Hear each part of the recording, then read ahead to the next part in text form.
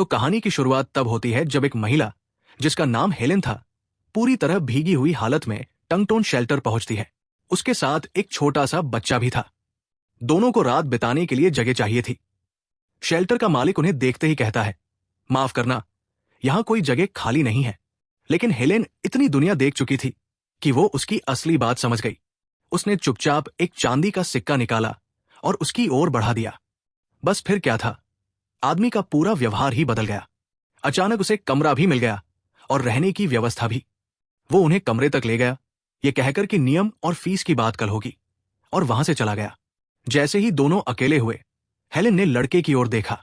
उसकी आंखों में ऐसा दर्द था जिसे शब्दों में बयां करना मुश्किल था। लड़के ने मासूमियत से पूछा, मेरे मम्मी पापा कहाँ हैं? हेलेन सच्चाई जानती थी। वो जानती थी कि उसके माता पिता के साथ क्या हुआ था, लेकिन वो इतनी भयानक थी कि उसके मुंह से शब्द ही नहीं निकले। इसलिए उसने झूठ बोल दिया।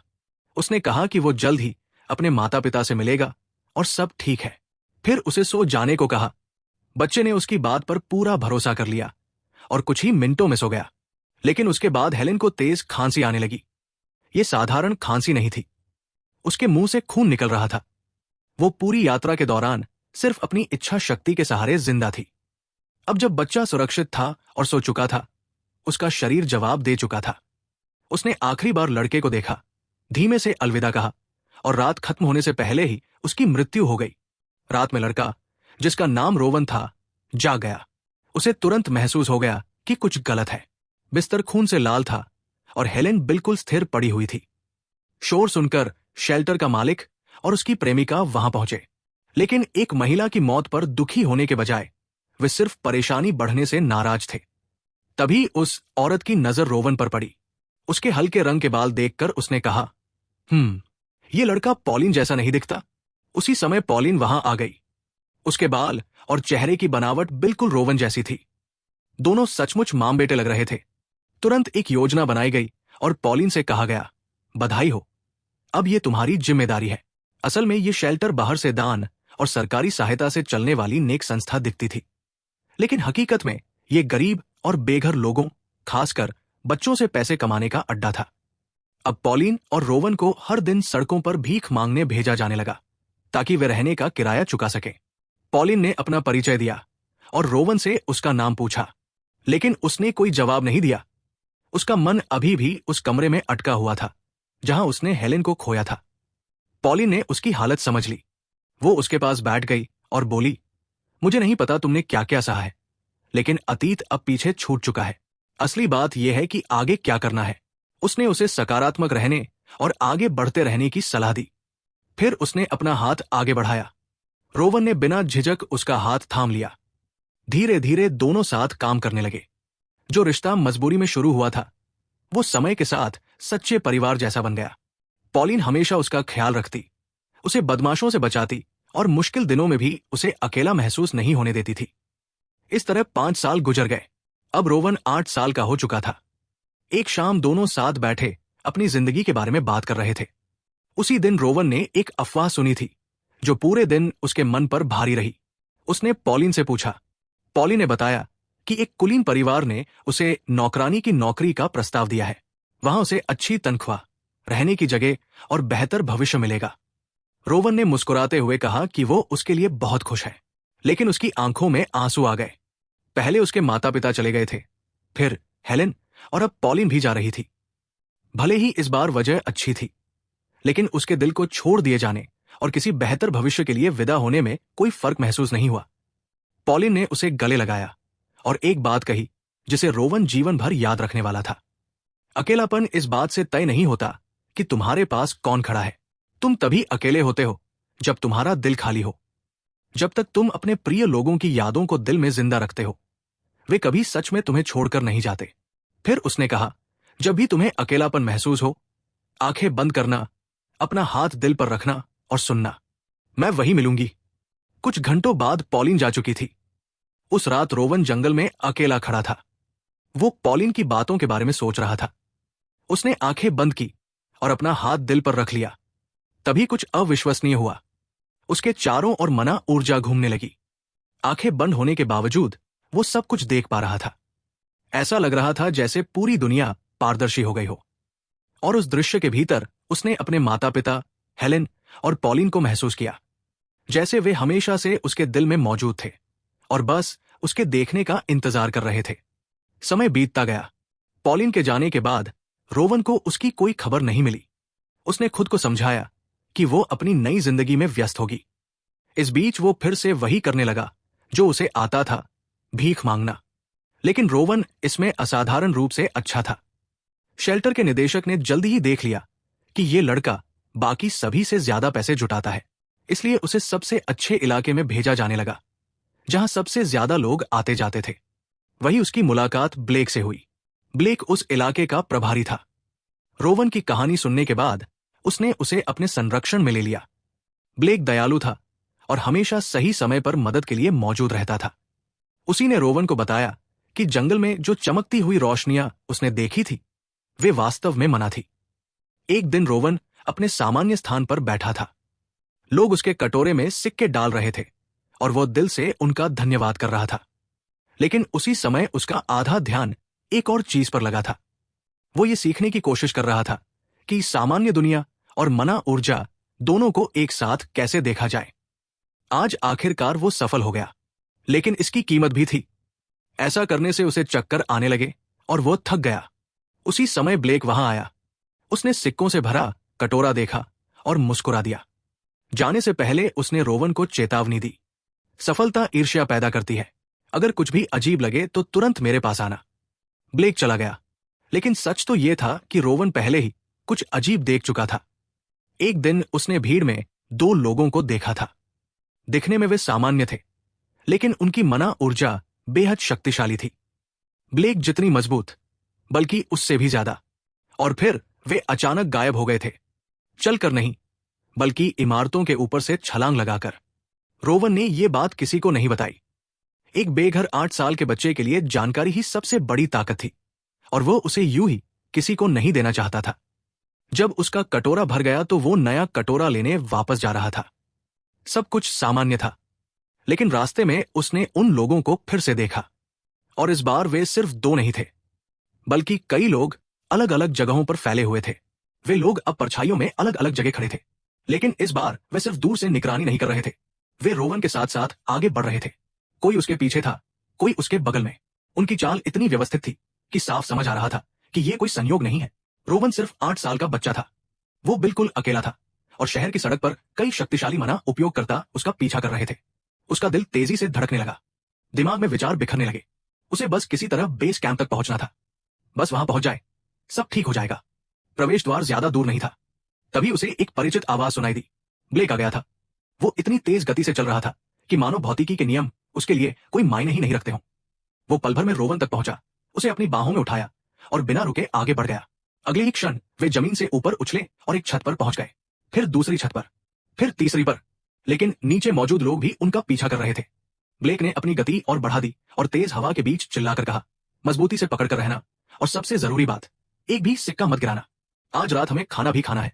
रोवन ने कोई जवाब नहीं दिया। ब्लेक ने नीचे देखा। उसे उम्मीद थी कि बच्चा डर के मारे कांप रहा होगा, लेकिन रोवन की आंखों में एक अजीब सा खालीपन था। ब्लेक को लगा कि वो डर के कारण सदमे में चला गया है, इसलिए वो उसे सीधे शेल्टर वापस ले आया, नीचे उतारा और समझाया, तुम सुरक्षित हो, सब ठीक है, अंदर जाओ। रोवन चुपचाप अंदर चला गया। ब्लेक उसे जाते हुए देखता रहा।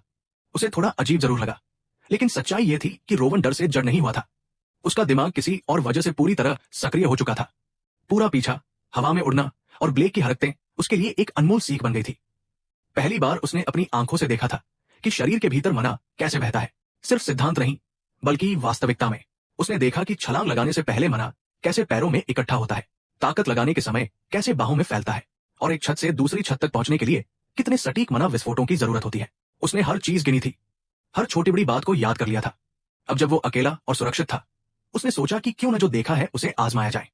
उसने गहरी सांस ली, हवा से मना को अपने भीतर खींचा और उसे पूरे शरीर में प्रवाहित करने लगा। वो महसूस कर रहा था कि ऊर्जा कहां स्वाभाविक रूप से बहती है और कहां उसका विरोध होता है। फिर उसने उसे संकुचित करना शुरू किया, उसे मजबूत और सघन बनाने लगा। सच कहें तो इस उम्र में उसे ये सब करने की कोशिश भी नहीं करनी चाहिए थी, लेकिन यही साबित करता था कि वो असाधारण था। अब जबकि उसे आधार समझ में आ चुका था, वो इसे प्रयोग में लाने के लिए उत्सुक था। लेकिन तभी बाकी भिखारी बच्चे भी शेल्टर लौटने लगे। उन्हें बिल्कुल पता नहीं था कि अचानक सबको वापस क्यों बुलाया गया है। कुछ देर बाद रोवन का वरिष्ठ भी वहां पहुंचा। उसने सबको शांत रहने को कहा। कुछ गंभीर नहीं है, बस कुछ क्षेत्रीय प्रमुख निरीक्षण के लिए आए हैं। अपने अपने कमरों में जाओ और शांत रहो। लेकिन एक अपवाद था, रोवन। उसे अपना सामान पैक करने को कहा गया क्योंकि उसे दूसरी जगह भेजा जा रहा था। शांत स्वभाव वाला रोवन अपने वरिष्ठ के पीछे पीछे चल पड़ा। कुछ दूर जाने के बाद उसका वरिष्ठ एक बड़े आदमी के साथ बात करने के लिए रुक गया। रोवन इतना दूर था कि उनकी बातें सुन नहीं सकता था। तभी उसके मन में एक विचार आया, अगर वो अपने कानों तक मना पहुंचाए तो क्या होगा। उसने कोशिश की और ये काम कर गया। अचानक दूर की आवाजें बिल्कुल साफ सुनाई देने लगी, जैसे कोई उसके कानों में उपकरण लगा गया हो, और वे लोग उसी के बारे में बात कर रहे थे। उसे छात्रावास से निकालकर मुख्य भवन में भेजा जा रहा था। उसका अपना वरिष्ठ भी नहीं जानता था कि ऐसा क्यों हो रहा है। उसका अनुमान था कि निदेशक को यह बच्चा पसंद आ गया है, और सच कहें तो वजह समझना मुश्किल नहीं था। शेल्टर के एक बच्चे के हिसाब से रोवन काफी आकर्षक दिखता था। साथ ही जो संदिग्ध लोग उसका पीछा कर रहे थे, उन्हें देखते हुए उसे ज्यादा सुरक्षित जगह पर रखना भी समझदारी थी। बातचीत के दौरान एक नाम सामने आया, यूनियन। वरिष्ठ को लगता था कि वे लोग यूनियन से थे। रोवन ने तुरंत समझ लिया, यही वे लोग थे जो आज उसका पीछा कर रहे थे। कुछ देर बाद वो बड़ा आदमी रोवन को साथ लेकर मुख्य भवन के अंदर चला गया। आखिरकार वे स्वागत कक्ष तक पहुंचे, जहां एमी नाम की एक महिला खड़ी थी। उस आदमी ने कहा, अब ये तुम्हारी जिम्मेदारी है, और फिर वहां से चला गया। कुछ पल की असहज चुप्पी रही। आखिरकार एमी ने पूछा, तुम्हारी उम्र कितनी है? रोवन ने जवाब दिया, 10 साल। फिर उसने सहजता से यह भी बता दिया कि उसे पढ़ना लिखना नहीं आता, क्योंकि उसे कभी सीखने का मौका ही नहीं मिला। एमी को इस बात पर कोई हैरानी नहीं हुई। उसने कहा, हाँ समझ सकती हूँ, तुम छात्रावास से आए हो। फिर उसने बताया कि अगले दिन से वो उसे सब कुछ सिखाएगी। वो चाहे तो उसे शिक्षिका कह सकता है, या अनौपचारिक रूप से बड़ी बहन भी। फिर उसने पहली बार उसे ध्यान से देखा और बोली, सच कहूं तो छात्रावास के बच्चे के हिसाब से तुम काफी सुंदर हो। रोवन पर इसका कोई खास असर नहीं हुआ। उसने सीधा सवाल पूछा, मुझे पढ़ना सीखने की जरूरत ही क्यों है? एमी थोड़ी परेशान हुई। उसे लगा था कि रोवन पहले से वजह जानता होगा। फिर उसने समझाया कि उच्च वर्ग के बीच विशेष पाठन समारोह आयोजित किए जाते हैं। कभी लेखक उन्हें आयोजित करते हैं तो कभी कुलीन परिवार। इन समारोह में बच्चे किताबों के अंश महत्वपूर्ण लोगों के सामने पढ़ते हैं, और इस बार रोवन को भी ऐसे ही एक बड़े आयोजन में शामिल किया जाना था। अगर उसने अच्छा प्रदर्शन किया तो उसे निजी पाठन का अवसर भी मिल सकता था, और निजी पाठन का मतलब था गोद लिए जाने का सबसे तेज रास्ता। धनवान लोग वहीं से अपने पसंदीदा बच्चों को चुनते थे। समस्या सिर्फ इतनी थी कि रोवन अभी पढ़ना ही नहीं जानता था, लेकिन ये दबाव उसे परेशान करता हुआ नहीं दिखा। पूरी बात सुनने के बाद भी उसके चेहरे पर कोई खास प्रतिक्रिया नहीं थी। एमी समझ नहीं पा रही थी कि ये बच्चा आखिर सोचता क्या है। फिर भी उसने प्यार से उसके सिर पर हाथ फेरा और उसे अपने पीछे आने को कहा। उसने उसे उसका नया कमरा दिखाया और बाकी बच्चों से मिलवाया। जब एमी चली गई तो रोवन ने अपना सामान अपने निजी अलमारी में रखना शुरू किया। ये उसकी जिंदगी की पहली निजी अलमारी थी। उसी समय एक लड़का उसके पास आया और उसे ऐसे देखने लगा जैसे उसने कोई चमत्कार देख लिया हो। वो हैरान था कि रोवन छात्रावास से आया है। उसने अपना परिचय थियो के रूप में दिया। फिर उसने बाकी बच्चों की ओर इशारा किया। सुनहरे बालों वाली लड़की नोआ थी। बीच में खड़ा लड़का हैडन था, और कोने में चुपचाप बैठी लड़की का नाम लिली था। थियो ने मुस्कुराकर कहा, यहाँ कोई किसी को परेशान नहीं करता। अब तुम्हें सड़कों पर भीख नहीं मांगनी पड़ेगी। यहाँ के बच्चे पुस्तकालय का काम संभालते थे, किताबें व्यवस्थित करते, मेहमानों की मदद करते और बाकी जिम्मेदारियां निभाते थे। और अब रोवन भी उसी टीम का हिस्सा था। उस रात रोवन बिस्तर पर लेटा था, लेकिन उसकी आंखों में नींद नहीं थी। वो लगातार किताबों के बारे में सोच रहा था। उसे लग रहा था कि दुनिया की हर जानकारी कहीं न कहीं किसी किताब में मौजूद होगी। फिर उसे पॉलिन की याद आई। वो हमेशा कहती थी कि किसी जिज्ञासु बच्चे को सबसे अच्छा उपहार किताबें होती है। ये सोचकर उसके मन में गहरी कृतज्ञता भर गई। कुछ समय बाद पुस्तकालय में रोवन पढ़ाई में पूरी मेहनत कर रहा था। एक दिन एमी ने उससे कहा कि वो उस दिन पढ़ी गई सारी किताबें लेकर आए। रोवन ने किताबों का बड़ा सा ढेर मेज पर रख दिया। एमी एक एक शीर्षक लिखने लगी, लेकिन अचानक रुक गई। उसने देखा कि सूची में मौजूद हर किताब एक परीक्षा थी। उसने कहा, अब समय आ गया है कि तुम दूसरे खंड में जाओ। वो वयस्कों की किताबों वाला भाग था। उसने रोवन की तेज सीखने की क्षमता की तारीफ भी की। रोवन बेहद उत्साहित हो गया। वो लगभग दौड़ते हुए दूसरे खंड में पहुंचा। वो शेल्फ पर रखी हर किताब को उत्सुकता से देख रहा था। उसे सब कुछ पढ़ना था, लेकिन तभी एक शीर्षक ने उसका ध्यान खींच लिया। ग्राफ्टन साम्राज्य और यूनियन का जन्म। यूनियन, यही शब्द वो पहले भी कई बार सुन चुका था। उसने तुरंत किताब खोल ली। सबसे पहले उसे पूरे महाद्वीप का नक्शा दिखाई दिया। किताब के अनुसार बहुत समय पहले ग्राफ्टन नामक क्षेत्र ने एक विशाल युद्ध जीता था। उसके बाद पूरी दुनिया का पुनर्गठन हुआ। एक साम्राज्य और 6 स्वशासित क्षेत्र बनाए गए। फिर भविष्य में युद्ध रोकने के लिए राजा ने यूनियन नामक संगठन की स्थापना की। 200 वर्षों से भी अधिक समय से यह संगठन शांति बनाए रखने का काम कर रहा था। कम से कम आधिकारिक रूप से तो यही कहा जाता था। अब रोवन उलझन में था। अगर यूनियन अच्छे लोग थे तो ब्लेक उनसे अपनी जान बचाकर क्यों भागा था? उसका पहला विचार था कि शायद यूनियन भीख मांगने के खिलाफ हो, लेकिन यह बात भी सही नहीं लग रही थी। ब्लेक का स्थानीय अधिकारियों के साथ सामान्य संबंध था। फिर एक और विचार उसके मन में आया, क्या शेल्टर और यूनियन के बीच कोई दुश्मनी थी? और शेल्टर उस दिन की घटना को छिपाने की कोशिश क्यों कर रहा था? दिन बीतते गए। रोवन अपनी नई दिनचर्या में पूरी तरह ढल गया। उसका अधिकतर समय पुस्तकालय में गुजरता।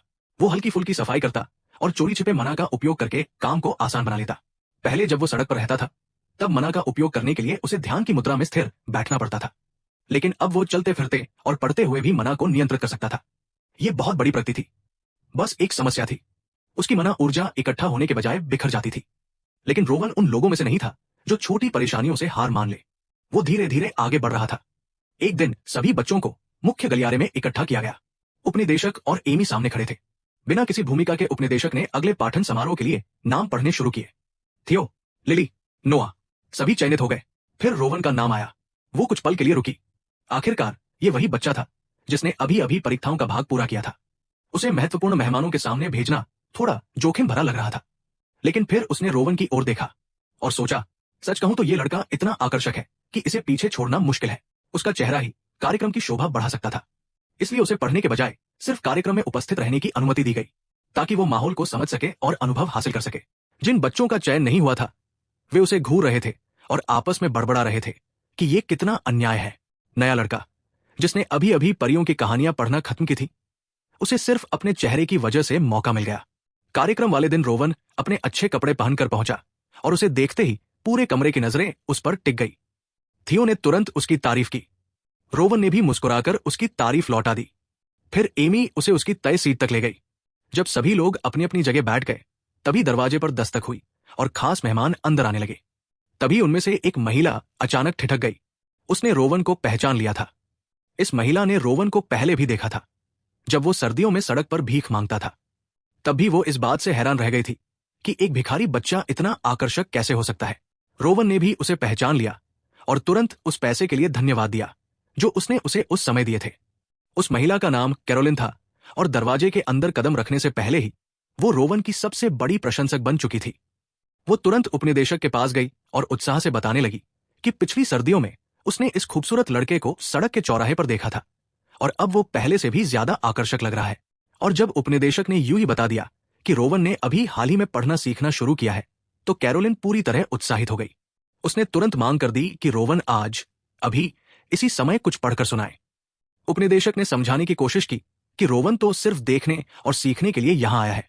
कैरोलिन साफ तौर पर निराश हो गई, लेकिन मेहमानों का उत्साह देखकर उपनिदेशक आखिरकार मान गई और उसने रोवन से आखिरी अध्याय पढ़ने के लिए कहा। इसके बाद जो हुआ, उसके लिए कोई तैयार नहीं था।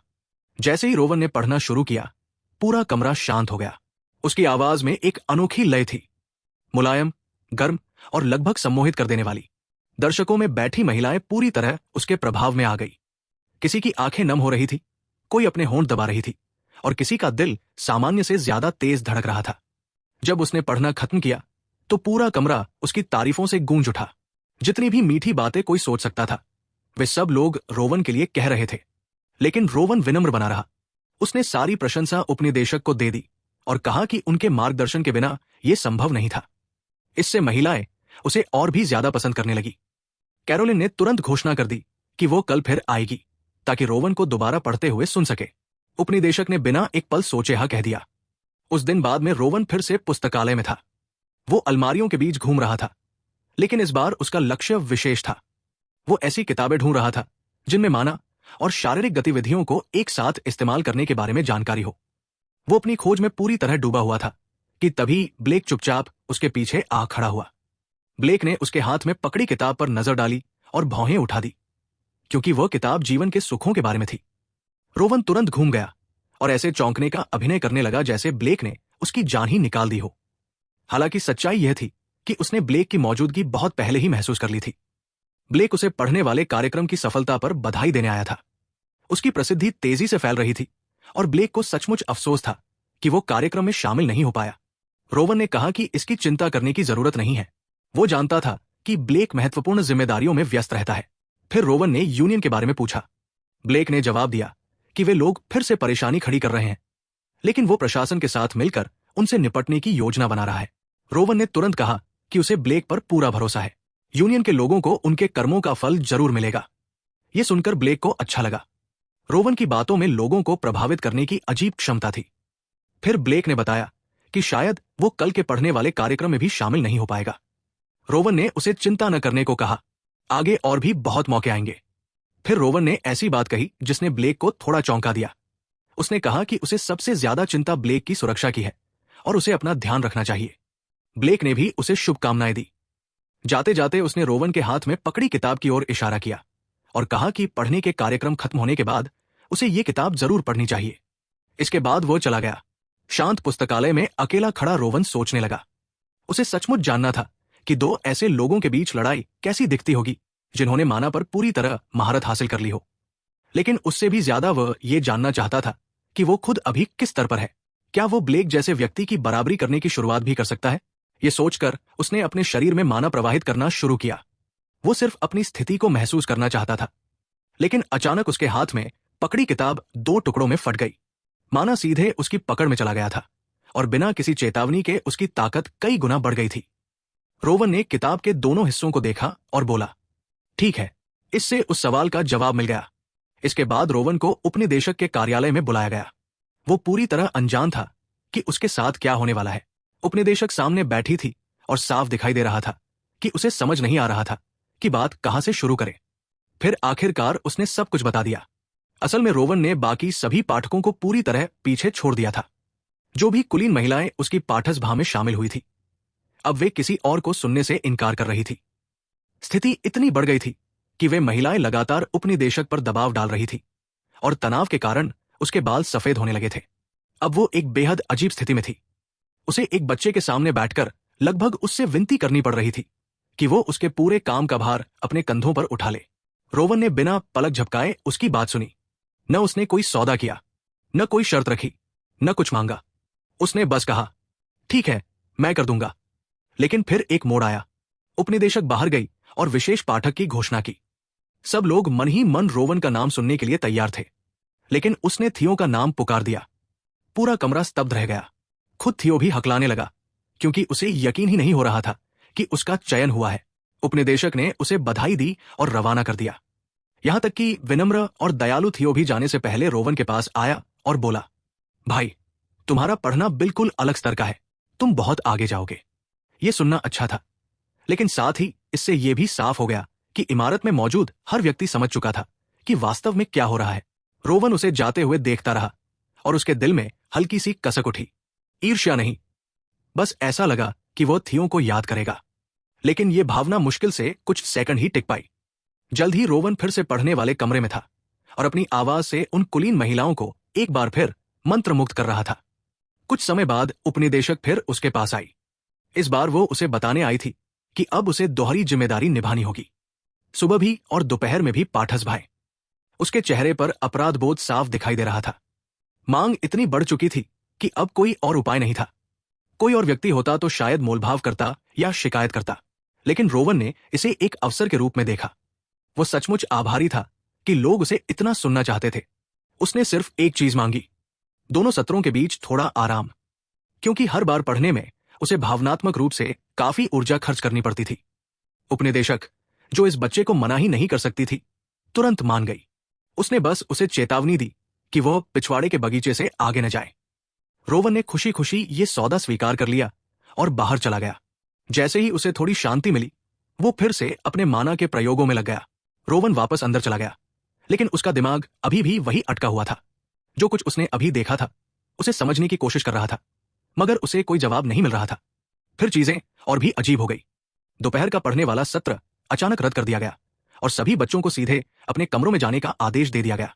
सब लोग हैरान थे। किसी को समझ नहीं आ रहा था कि आखिर हो क्या रहा है।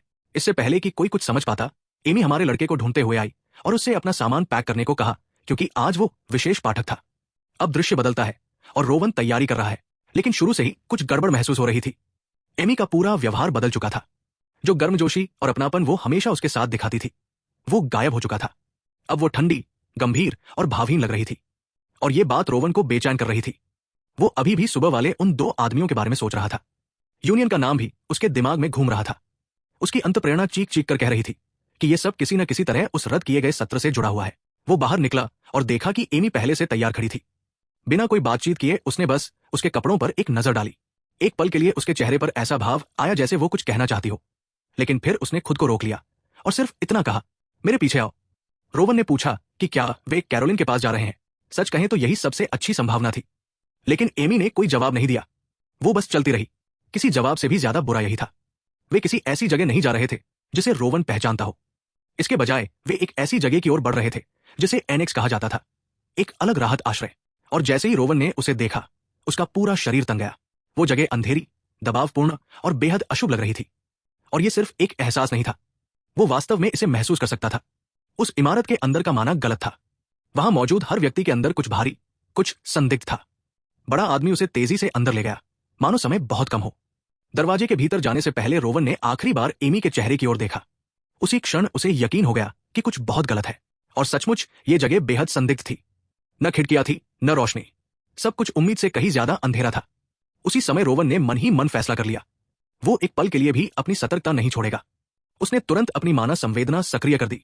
तभी उसे इमारत के भीतर कहीं उपनिदेशक की आवाज सुनाई दी। उसे एक बड़े हॉल में ले जाया गया। वो कमरा कम और किसी अनुष्ठानिक वेदी जैसा ज्यादा लग रहा था। स्थिति को समझने का मौका मिलने से पहले ही उसे बैठकर पढ़ने के लिए कहा गया। रोवन ने उस खास किताब को देखा जिसे उससे पढ़वाना चाहते थे। फिर उसकी नजर कमरे के बीचों बीच बने विशाल गड्ढे पर गई।